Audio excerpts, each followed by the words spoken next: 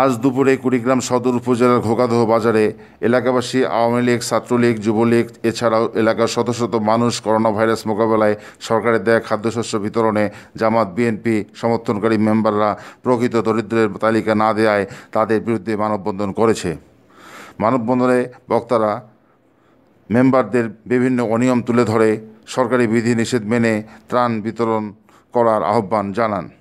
এছাড়াও চেয়ারম্যান বিরুদ্ধে মিথ্যা গুজব সৃষ্টিকারী জামাত বিএনপির মেম্বারদের হুঁশিয়ারি দেন। আমি ঘোগাদহ ইউনিয়নের ৩ নং ওয়ার্ডের একজন বাসিন্দা। আমাদের বাড়িগুলো ভাঙছিল, নদীতে পড়ে গেছি, এখনো আমার বাড়ি ভাঙা। আমাকে না দিয়ে মাঠুক দিচ্ছে যে আমার কাছে নিতে ৩,০০০ টাকা।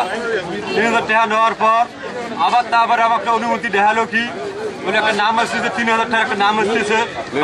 নিয়ে বলেন বললো আমাকে ৩,০০০ টাকা চিনবে না, নাম বলেন মেম্বার খুলেবেলা আমার কাছে আবার ৩,০০০ টাকা নিল। নিয়ে বলে তোর একটা ৩,০০০ টাকা দেবো খুলেবেলা।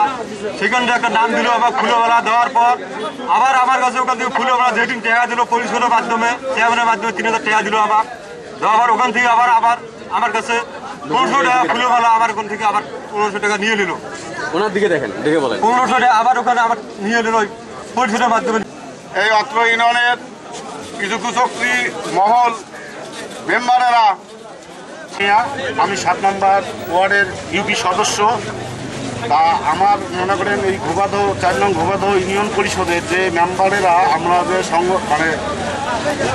সংগঠন তৈরি করছি, এটা শুধু সম্মানী ভাতা নিয়ে, আদার্স আমার ঘোগাদহ ইউনিয়নের চেয়ারম্যানের অন্য আদার্স সাথে কোনো ক্লেম নাই। এদের যেহেতু ত্রাণের বিষয়টা বলছে, ত্রাণে মনে করেন চেয়ারম্যান সব মেম্বারদেরকে সমন্বয় করি নাম দিছে যে আপনারা মাস্টার রোল জমা দেন।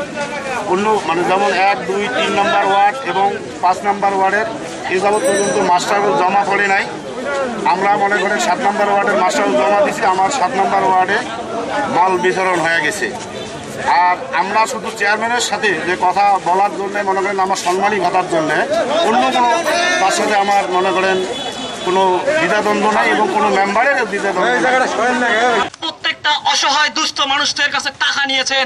আমি মিডিয়ার মাধ্যমে আপনাদের কাছে প্রশ্ন রেখে যাই, যদি মনে সাহস থাকে কোন ওয়ার্ডের মেম্বারের যেন এখানে দাঁড়িয়ে আসে বলে যায় যে আমি কোনো লোকের কাছে টাকা নিয়ে আমি কার্ড দেই নাই। খাদ্য বিতরণে আমার বিরুদ্ধে যে অভিযোগ করছে সেটা সম্পূর্ণ ভিত্তিহীন এবং বানোয়াট। কেননা আমাদের মাননীয় প্রধানমন্ত্রী যেভাবে নির্দেশনা দিয়েছে আমরা ঠিক তেমনইভাবে আমাদের এলাকার লোকদেরকে আমরা খাদ্য বিতরণ করতেছি। মোল্লা হারুন, কুড়িগ্রাম।